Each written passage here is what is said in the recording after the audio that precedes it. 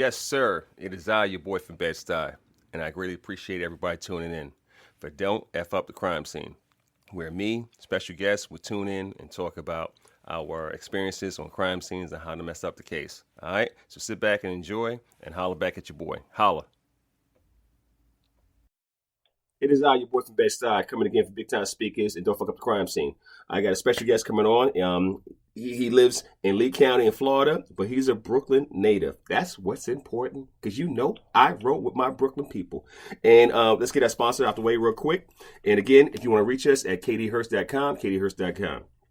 LETI is Law Enforcement Training Institute. They have 3 levels. If you want to come for animal cruelty investigations, they are the bomb. I'm one of the instructors, and my compadre here, he's one of the students, graduation, and he's the bomb, and he's elevating. We're going to talk about his elevation throughout the years. Okay, so if you want to go to LETI, Law Enforcement Training Institute, you need to contact Renee. She was on the show before, okay? They have a professional, advanced, and expert level. They've been in the business since 1990. You can always reach her at 573-882-6021. That's 573-882-6021. And that's extension office from Missouri EDU. Okay, guys? So that's law enforcement training. That's our sponsor. Now, let me give you a quick read. Coming to the show over down in Lee County in Florida. I saw him not too long ago at the FACT conference. He gave me the biggest patch of all time. It was a great time, and I appreciate the patch, homie. And let's talk episode 70. Don't Fuck Up the Crime Scene. And Pedro Santana, a.k.a. Pete. The quick bio is he's the bomb. I've watched his elevation, and we're going to talk about that. In 2011, he was an ACO. 2014, became an investigator. 2017, Field Operation Supervisor. Bro, he's like all that in a bag of chips. And we're going to talk about his progression, and that's what I got over here, promotions. His progression and how he went through the whole thing. So, Pete, let me get over here and get off of this. Pete, welcome to the show. What up, bro? Thank you for having me. Nah. This pleasure's all mine. I appreciate you taking some time out, because I know you're a busy person, because, you know, you had to advance, and, you know, you met all these stones and these goals and stuff like that. I watched your career, because I remember when you came on, you know what I'm saying? Sure. You know, and I'm so happy to have you on the show and everything. So, you know, what's going on this morning? Any interviews, anything like that going on? Basically, we're just evaluating some of our interviews that we had yesterday for some officers. I have 5 slots open right now, so struggling here, trying to keep afloat with the call volume, but we'll get there. All right, cool beans. So as we say, first time you're on, we don't do topics. We'll just do the easy 8s. The next time I have you on, we do topics. I send you 3 topics, and you pick one, and we talk about them next time you're on. So again, let's go over the first one. What's the best thing you like about your job? Just so many things, man. I think overall, it's just making changes, whether it's with personnel and staff, and being able to be the spokesperson for animals, and you know, getting these charges on the map and holding people accountable, you know. I got you. Being there, matter of fact, I'll jump into that a little bit later. Favorite movie or book? No, wait, what is it? Favorite movie or favorite book? Oh, favorite movie or favorite book? Yeah. I know. That's a good question. I know. That's a good question. One book that I recently read that I like is The Art of Not Giving a Fuck. Wait, is that David Goggins? Who's that? I don't know who wrote it. I think it's not David Goggins. Okay, because you know, his own says fuck you, fuck them. Just hey, don't, you know what I'm saying? And don't get me wrong. You know something? I would like to have David on. You know something? I'm gonna try. The Subtle Art of Not Giving a Fuck by Mark Manson. Mark Manson. Oh, let's Mark Manson. We're gonna write this down. Regular spelling of Mark with a K or with a C? What was that? The K. Okay, Mark Manson.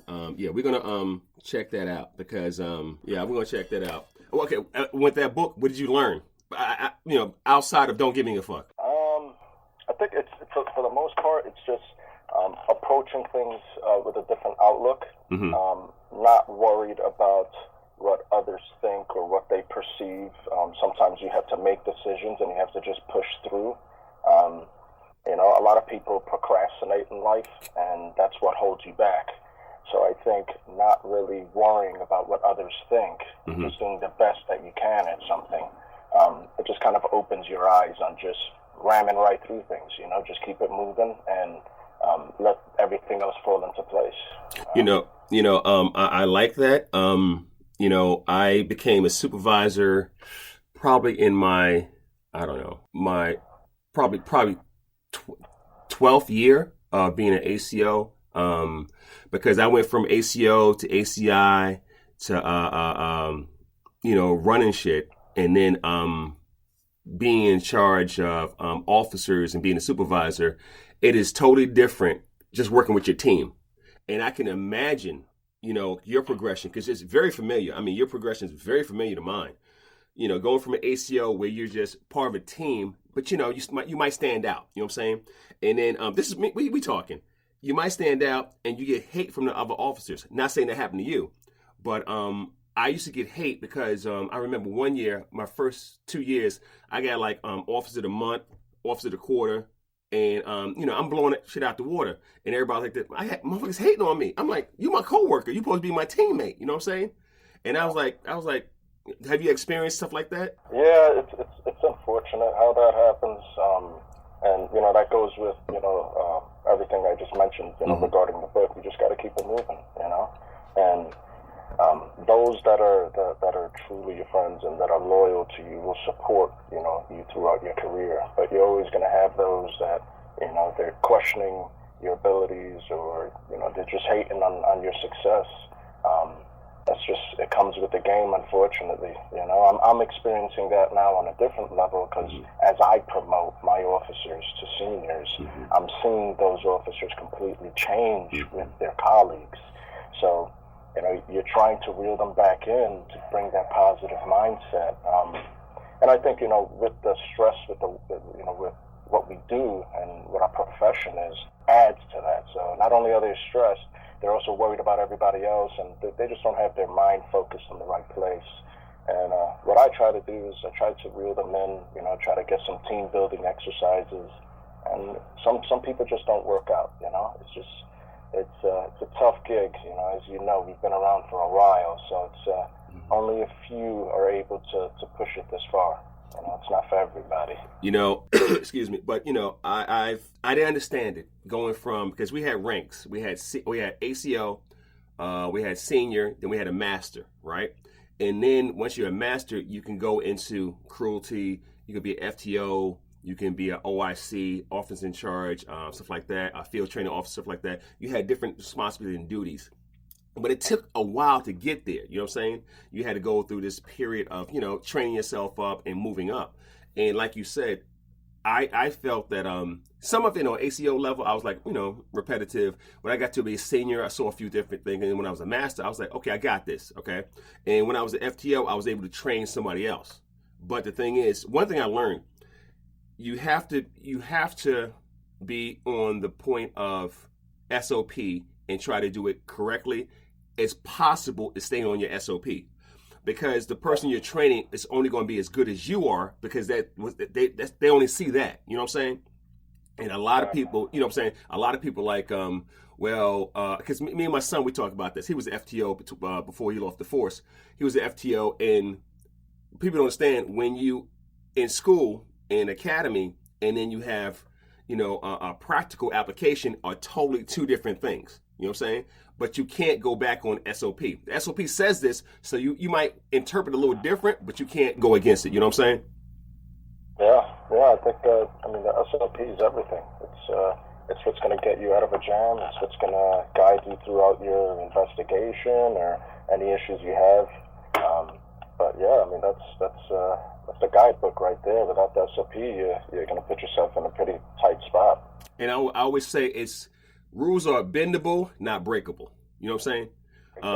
You know what I'm saying? Because you want to help. And people don't understand this. When and I had my boss John Warden on a few episodes ago, and was I think I did Evolution of Policing, and we talked. We really talked. And when you're coming as a some type of figure coming in the neighborhood, they see the uniform, they're like, oh, here's the man, he's going to do this like that. It ain't that. If you're doing something wrong, we want to correct it. We don't want to hit you over the head. Okay, and then if possible, we want to give you resources to okay, what we doing? You know what I mean? Because I seen a lot of times when I go out and everything, I'm like, okay, first of all, is it an issue or is it a problem? If it's an issue, this is resolvable. Okay, I might educate you. If it's a problem, might want to enlighten you before I wear that ass out. Know what I mean? Exactly. You know, because with your officers and when you train everything, so are you head trainer now, or who's your FTOs, or how do you what's your paradigm for us training? All right. So what I have 5 senior officers, and one of them is assigned with training. So he focuses on assigning different tasks to the trainees. He'll assign them to another senior, and then they'll all get together and kind of evaluate their progress as we go along. So I have most of the seniors are the ones training, but I do have one that's his task is to ensure that the training program goes well. Now, with the training stuff like that, because I'm a stickler to having paperwork. Do you have a FTO paradigm where they go out and they write stuff down, or is this in-house and just verbatim? How does that work? It's in-house, so basically we have a packet that gets put together for each individual that gets hired on, and then as they progress throughout our facility and experience all our departments, they sign off on their progress, and then we'll move them to their field training program, and then that's when they'll gauge the type of calls that they're responding to, the type of equipment that they need training with, and we kind of just go, progress as that goes, once they're out there on the road. Nice. Because mine's very similar. We would rotate you when we had the shelter, because we separated from the shelter in 2012 back in the day, and in the academy, because I used to run an academy, which was I got it from one of my bosses way back and everything, and now I actually passed my PowerPoints. I passed the county's stuff on to the next person, and White Lightning, aka he runs the academy now. And the thing is, when we had academy, people would come in from other agencies just to sit in. You know what I'm saying? Because I did it just like a police academy, identical. You come in there, stuff like that. Sometimes you had to stand at attention. I mean, it was serious. And I have other speakers come in, stuff like that. And we went from 6 to 8 weeks, depending on how many people we had in, stuff like that. If it was a large crowd, we do 8 weeks. If it's a small crowd, we do 6 weeks. And at that time, you went through every, like you said, every department, stuff like that. We had you in for public speaking. We had you doing school presentations. We make sure you know how to understand the SOP and the ordinance, so you can explain the ordinance. You know what I'm saying? And then you had to respect people. I made sure all my peeps went out there and didn't think they was above the people they're about to serve. You know what I'm saying? Of course, I think that's a big thing is your knowledge and knowing what you're speaking about, and knowing your authority. Because if you don't know what you can and can't do, that's you're going to get yourself jammed up, whether it's liability and legally, or get yourself hurt, and it's a safety issue. So SOP is everything. So knowing your authority is another thing, and that's how you're able to do your job and move correctly. Sure. All right. So when you was out in the field and you wasn't in the position you are now, what was your most interesting case you had? Wow. So many, dude. So many. I think when people come in, they don't realize the craziness that they're about to face with some of these criminal cases. Mm-hmm. It goes, everything from, simple neglect. And I'd say that, poor choice of words, but a neglect investigation would be, something that's routine. But right, I got you. But then, you have a bestiality case, or then, you have to help law enforcement serve a warrant, or, hoarding. Mm-hmm. Hoarding was pretty significant. We had a couple of years here that we were just nonstop running across hoarders. Mm-hmm. But I have to say there was one, if I'll stick to the hoarding, had removed, it was like about 100 cats out of a house. Mm. And we thought we were good. We were there for about a good 10 hours. Mm-hmm. And we're moving all these cats out of a home, close to 100. And one of our officers goes up to a love seat, the two-seated love seat in the living room. And he saw some movement in it. He picks that love seat up. About 70 more came out of that. one officer was completely exhausted. We thought we were finished. He throws himself against the wall. He's like, "Oh my God! Oh my!" They're just rushing out of this sofa. It's insane. Yeah, that's what we call popcorn cats. They pop out of everywhere, you know. And dude, when I tell you, I've been in hoarding situations where you're exhausted, bro. You gotta take breaks. You know, you're exhausted. You like a timeout, bro. You need a water break and everything. You need a pee break. You know what I'm saying? Your Tyvek rips. You know what I'm saying? And then you're falling through the floor. You can't. You know, you're like, hell. I can imagine you and Leo going like, "Yo, where you at? I don't know. Where you at? I don't know." You know what I'm saying? But you know, I'm telling you, man. You know, that's a good one. All right. Favorite food to cook or eat, or both? Pizza, man. You're the second person to come on talking about pizza. Go ahead. That's my favorite. Cook, I'm simple, man. Chicken and rice. That's chicken and rice. Good boyo. Look at you. So, okay. What type of pizza? What type of pizza, bro? Come on. Give me something. What type of what? Pizza. What type of pizza? I like white pizza. Oh, really? With the white sauce? Okay. Yeah. Okay. All right, since the name of the show is Don't Fuck Up the Crime Scene, have you ever fucked up the crime scene? No. Not that I can think of. Really? Okay. Yeah, no, I mean, you know, we've had, I think it's with me, I'm good at, a lot of people get overwhelmed. I'm good at just getting there, I take it all in. Right. Assess everything. It's all life experience, man. It doesn't have anything to do with, you know, your work background or anything like that. I think it's life experience, because if you grew up in a very different environment. You can talk. You can talk. He said, "Look." It kind of helps you. So Yeah. when you show up to chaos, you're Yeah. used to chaos. Yeah. So you can approach it calmly. Yeah. And I think that's what's helped me, is just taking my time. I don't get over, you know, I have 15 calls in my box, 3 emergencies. You know, everybody's calling you. They want you to be in 5 different places, but I'm one person. So Right. as long as I keep reminding myself I can only do one thing at a time, you take your time while you're there. You're not rushing, and you're not going to, you know, have a mishap. And it can cause you a lot. It costs you a lot. So you got to take it easy. And So I'm a stickler of paperwork, but I've been, you know, I'm still in the field now. I've been laxing. I've been laxing on my paperwork, bro. I've been omitting and forgetting to act shit and stuff like that, because, you know, I'm like trying to, like, you know, because when you work an evening shift or a swing shift, shit hard. You know what I'm saying? You like, okay. You know, you got calls coming and everything. And I got pulled into the office. They was like, bro, you missing this, you missing that. I'm like, oh yeah, my bad. They're like, motherfucker, it ain't my bad. You got to make sure you do this. You know what I'm saying? yeah.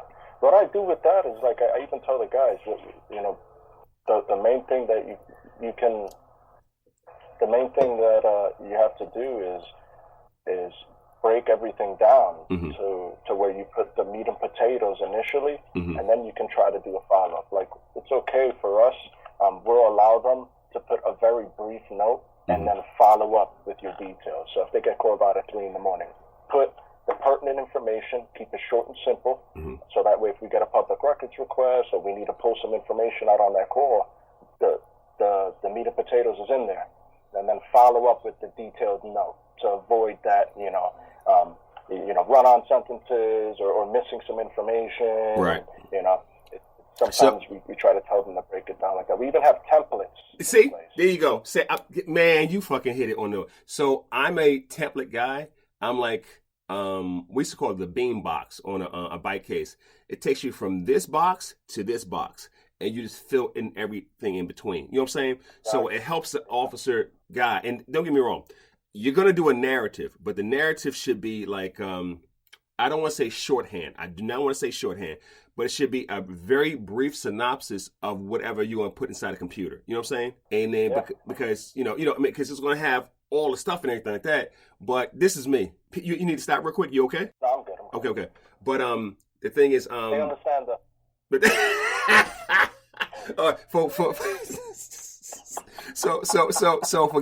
for y'all listeners, okay, what happened was, it looked like Pete was being interrupted a few times, right? And he put his finger up, right? And he came back. They put his finger up. Then he put his finger up, like he held it up. That mean, hey, I'm fucking talking here, all right? You're killing me. You're killing me, Smalls. You're killing me, right? He said, and then Pete said, he's like, they understand. He put his finger up, like, motherfucker. I fucking love it. Okay. See, I was Pete. I was a little different. I was like, I get. Okay. I'm like, okay, motherfucker. I get. You cracking me up, son. You cracking me up. All right. Favorite place to visit or vacate? Visit? Yeah, or vacation. I like the mountains, man. I like going to Tennessee. That's really?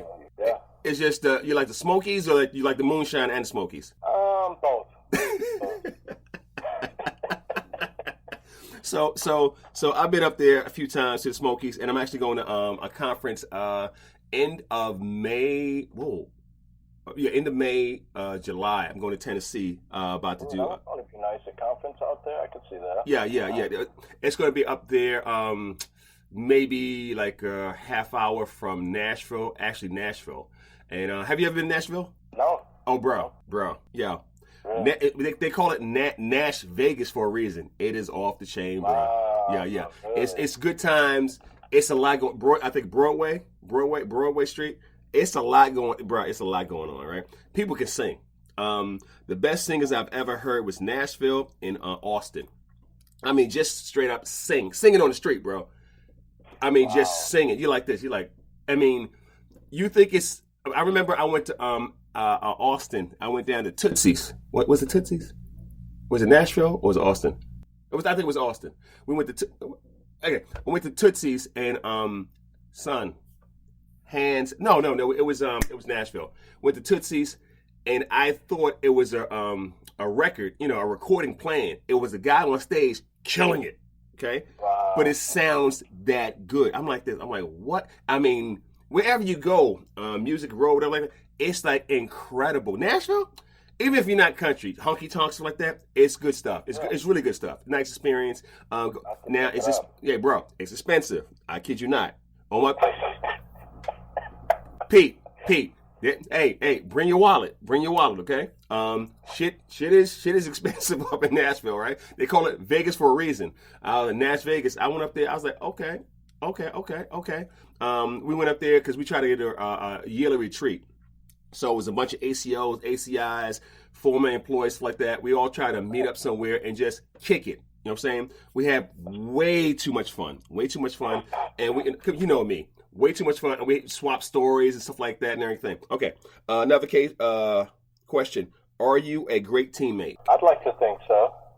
I think being a part of a good teammate is motivating those around you and being that support system. And then naturally, everyone will do it for each other. And I think that's, yeah. All right, last question, and then we get into a few things. Are you a dog or cat person? Dog. Oh, that was quick. So what you get? Hold on. And then, no. He said it with the New York. He said dog. He said y'all didn't hear that, okay? He said dog. He didn't say dog. He didn't say dog. He said dog. Right? I heard that. I heard that. You still got it, bro. You still got it. So okay. Why dogs and not cats? I think it's mainly just what I grew up around. I mean, not that I don't like cats. I've never owned a cat, so I'm not haven't really experienced that yet. So. Okay, I got you. So, all right, we got some remaining minutes with you real quick because I want to, I make sure you put the finger up for your people again. But that shit was funny. I'm gonna tease you about that next time I see you. I'm like, well, you gonna say what up? I'm like that. So, hold up. So, okay, help me with the promotions and the progressions. What was it like going from 2011 to 14 to 17? What was what was the growth? How did it go? And when did you know you was more than an ACO? No disrespect to ACOs, but when did you know you want to climb the ladder and go in management? As an ACO, just enforcing the county ordinances, and then I started diving deeper into state law after taking the cruelty courses over by Missouri. So it kind of just kick-started me to really dive deep into state law, and we didn't have, very rarely did we drop any criminal cases. So I started articulating these violations on my own with all the research I was doing. And me and another officer, I don't know if you remember, Keith Seacrest. Yeah, Keith, yeah. Yeah. Well, we kind of put our heads together and we just started hitting people with criminal charges. We were forming our own packets together. We kind of establish that foundation for the agency. And then with that, it just kind of took off from there, just pushing the criminal charges, putting all our details in our case packets and making sure we were collecting all the evidence that we needed, and, networking and building contacts with different agencies and departments. And I think I became obsessed. I think that's what kind of propelled me, because I just kept diving into the state laws, and because I was not, my main thing was being on the stand and looking stupid. Oh. So I needed to make sure I had everything, and my T's crossed and my I's dotted, and I wasn't going to have any issues. But yeah, that's if you want it, and it's something that you want to do, and you put your all into it, you'll grow. It's just how much are you willing to put in. I commend you. I'm very proud of you. Working yourself up the ladder and everything, because you remind me, of myself and everything coming up, and we all had, our common friend. We had Angel for forever. You know what I'm saying? And Angel was a good source, stuff like that and everything. I suppose, that's my boy. From the Bronx. And Angel and Tony, they were my lieutenants. Right. And they also assisted with, providing training and anything we needed. They offered that assistance and that push. So yeah, he was basically a good help along the way. That's for sure. The thing is, so you go from ACO to Investigator, and you and Keith getting into it. What was the graduation from Investigator to Field Ops? I mean, what was that jump like? Interesting, because you have your colleagues, and now you're their supervisor. Ooh, speak. Yeah, so that was interesting. Having those, the talk with some of those colleagues that you've worked alongside 5-6 years, and you're getting that pushback because they just. It's hard to explain. I don't know what goes on in their mind, but I guess it's just hate, man. I guess it's just a natural thing for some people. They just can't see others grow. But it was difficult to reel some people in. But that's how you know where people really stand. I tell you this. I remember, because I had to talk, because I went. I mean, we're very, very similar, bro. I went ACO. I went to investigations, cruise unit. And then my former boss and everything, she said, hey, I need you to come out and be a supervisor. I'm like, nah, I'm good over here. I'm really good at being an investigator. I got this down. She's like, nah, bro, I need you to come out here. I need you to be a supervisor. I was like, okay. And Pete, I didn't know how to be a supervisor, right? I didn't know how to lead like that. I know how to be a boss, but I didn't know how to be a leader. And they're two different things. And, so I went to command staff, which, a lot of police officers. I said, hey, I need help. And the thing is, again, if you get over yourself, and I tell all my dude and dudettes, episode number 70, Don't Fuck Up the Crime Scene, if you can get over yourself and your ego, if you can get over you, sometimes, not everybody, and ask for help and receive the help, and even though it might not be what you want or you like, and you take that, like you reading the book and everything, I'm going to check that out, and it's Mark Manson. I wrote shit down. I received the help that I needed to become a leader. I was a boss, but I didn't know how to lead my fellow peeps. And then I had to separate myself from a supervisor, and then you have your staff. I had to understand that. You can't be jigging and jiving 24/7, you know what I'm saying? You got to be like, hey, because it's unfair, but you have to set yourself apart, if that makes sense. Yeah, definitely.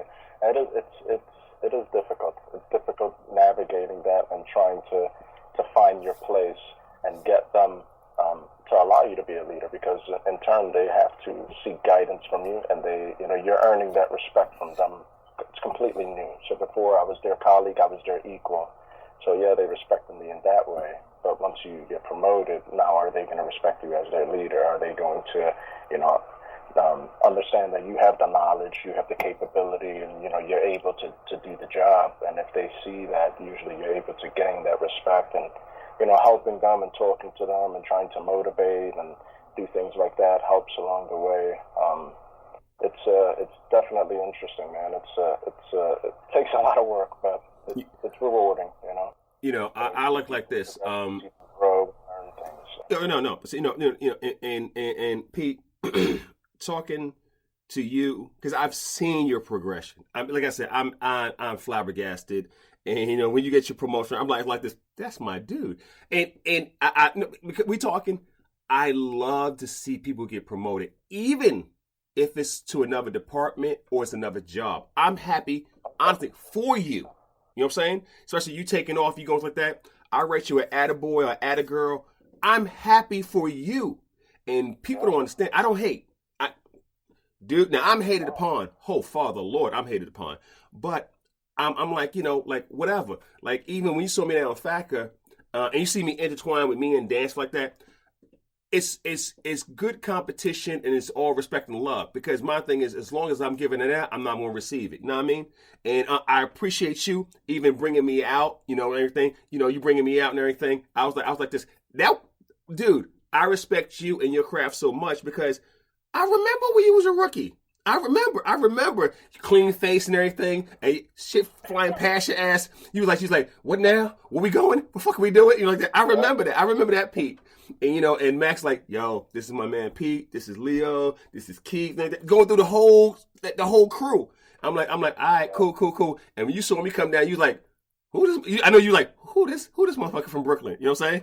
And we had a great time, and I tried to make it easy to like, okay. And when you went from ACO to Investigator, that was a big jump. He was like, okay, and I'm so happy you in management now. So now you can bring in the next crew. And matter of fact, talk about hiring people. How's it feel to like hire somebody and they really take off? Good. You feel like you have a good system in place. Sometimes you question it. Okay, do I need to tweak some things? Do I need to change our system? Do I need to make some changes to how we produce these good officers? And once you see it working, and you see like our training program, you see that working, and you see them learning and being able to investigate things properly and handle these cases. You feel good. It gives you that boost that you're doing a good job, and you just have to keep it moving. It's hard to keep people, man. This profession it's unique. Everybody, it's not for everyone. It's not rewarding. If you're looking for amazing pay, you're not going to get it. If you're looking for a pat on the back, you're not going to get it. It's from the public, that is. They just, no matter what, you can never do enough. But as long as you're happy with the decisions you make, it can be rewarding.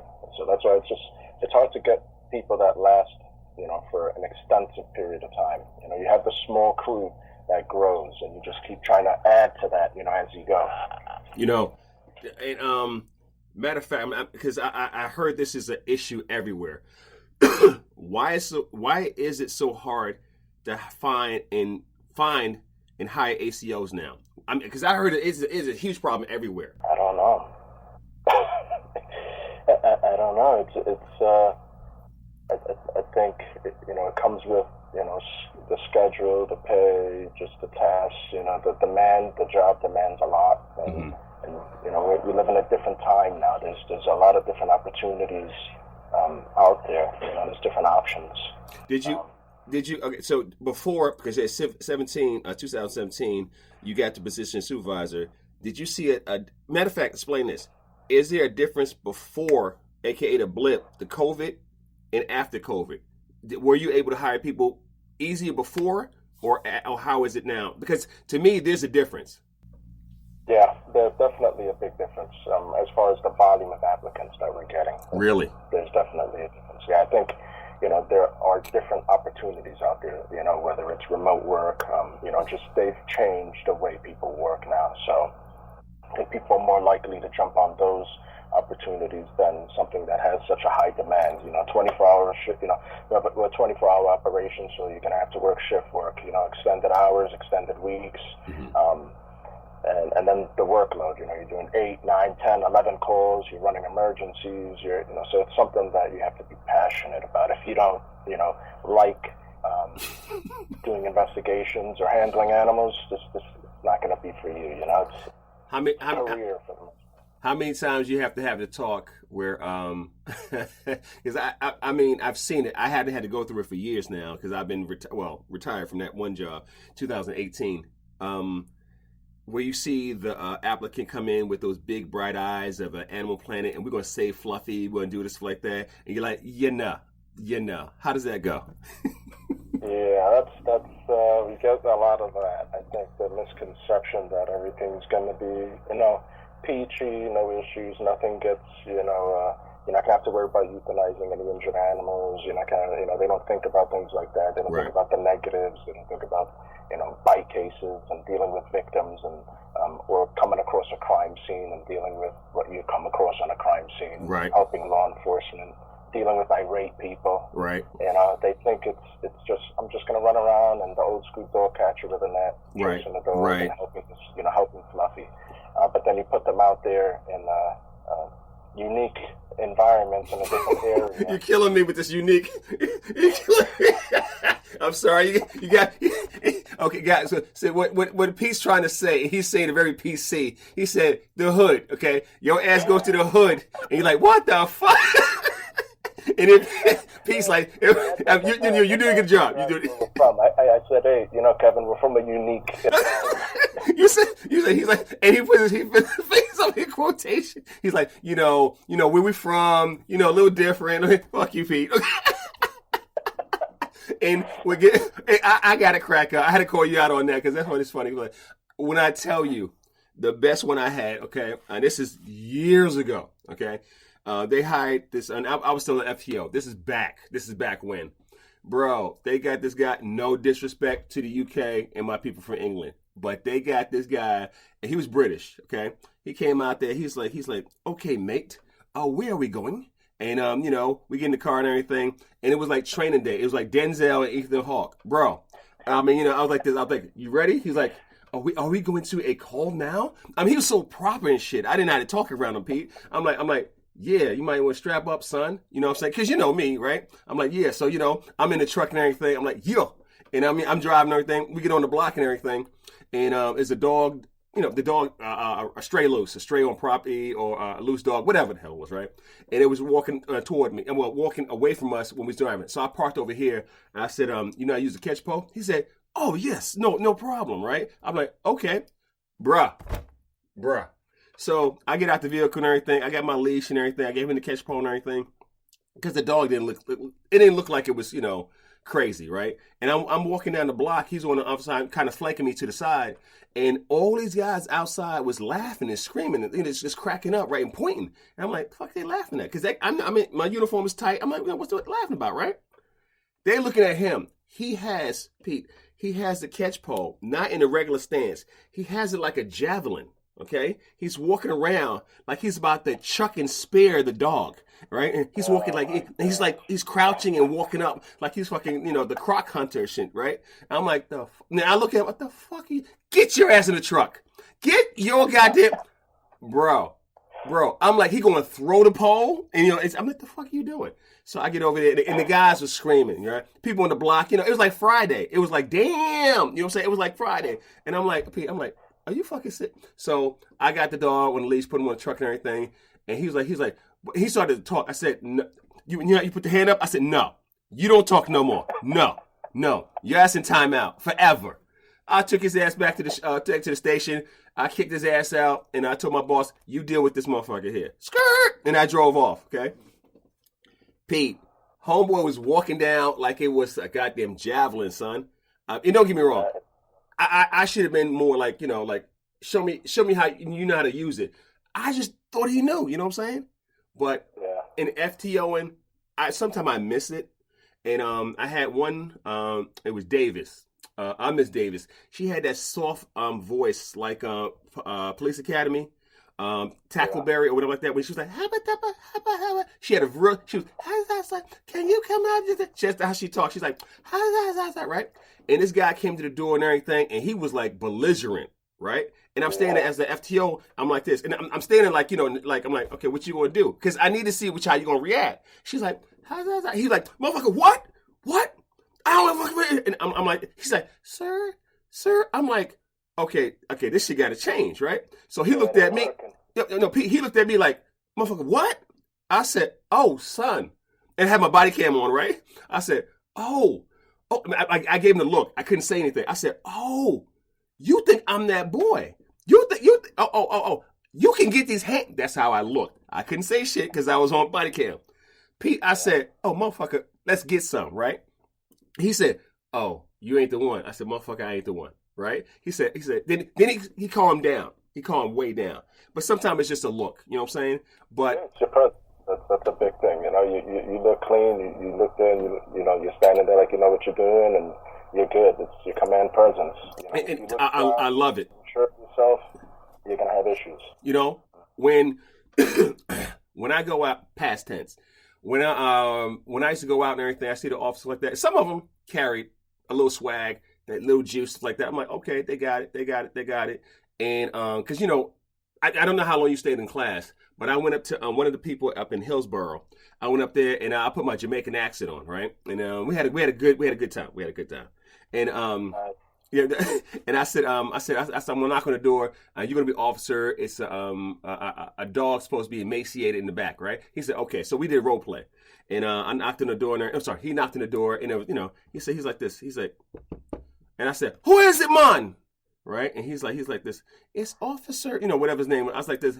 Yeah, boom, my club, blood, see man. And I swung open the door like this and everything. I was like, and everybody was, you know, in the classroom, everybody's cracking up, right? He's looking at me. He's like, I say, boy, what you want, man? What you want, son? What?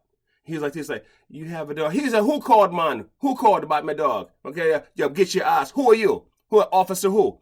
We had such a good time role playing that he forgot we was in class. He was like this. Oh, nah, motherfucker. You know, like that. And we cracked up. We cracked up about it. I said, bro, you can't lose your cool. You can't lose your presence. You can't, you know what I'm saying? And I said, hey, listen, when you go out there, you have to be in command presence all the time. You know what I'm saying? You can talk. You can, like be cool. But at the same time, you always have to have that authoritative figure. You know what I'm saying? Yeah, definitely. I think, you know, I experienced that as an investigator. I was training, I had a trainee with me. And we're walking in a vacant lot next to the property that we had a neglected complaint on. So I'm walking the vacant lot to kind of get a visual of the side of the property, see if there was a dog in distress. We heard some whining, whatnot. That was the initial complaint. Dog had tied itself around the tree while tethered. So I'm walking on the vacant lot, not on the owner's property. Owner pulls in, slamming on his brakes, pulling in the driveway. He gets out. Big dude, probably like 6'4", comes out, he's like 270, starts running across onto the vacant lot towards me. I have the trainee with me. And he goes, like, he's trying to point, but I think what he was trying to do is just, like, put his finger on my chest or whatnot. So I hit his hand out of the way. And I have a little exchange with him. I don't recall what I used or what I said, but we had a little exchange there, and I turn, and he kind of stops, and I turn around, and he's like standing right there. I turn around, and I get the back end of the driver's side door to my van closing. The trainee ran out of the house. And I looked at the owner, and he went from irate to me looking at the van, the door closing, and me and him just start breaking out laughing. He's like, your boy got scared over there. That's fucked up, though. you actually getting in an altercation, you hear that kaboom. The fuck happened? Homeboy in the car like this, yeah, roll up the window like, yo, son, I got nothing for you. No, afterwards, I handled everything and get in the van, and I'm like, you don't do that, man. You don't fail. You don't run on your boy. What are you going to do from your van? Is that I was going to call for backup?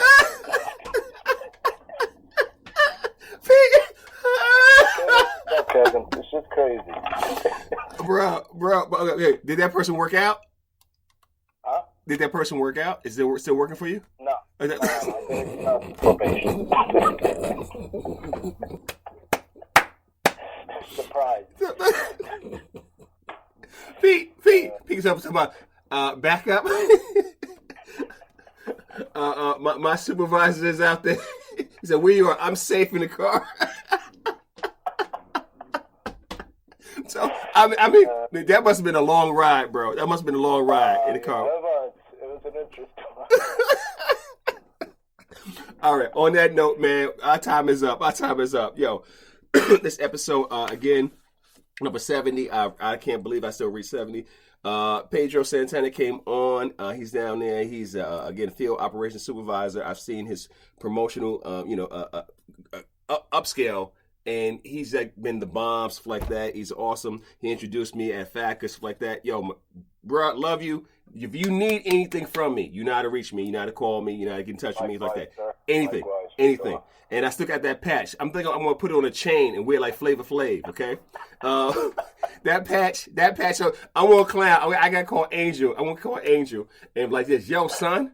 Remember this? Now, that patch is so fucking big, bro. Man, I saw that. It was your name written all over it. I was like, when you said, you was like, yo, you got this one? I was like,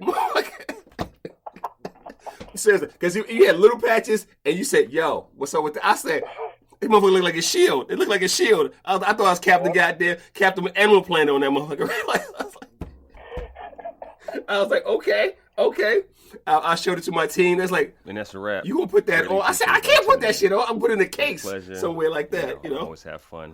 Hey, brother, I appreciate your time, and we got you under an hour. All right, holler back at you if you need anything. Holler at your boy anytime. Don't F with the crime scene. Holler back at you guys later. All right, bro, take it easy.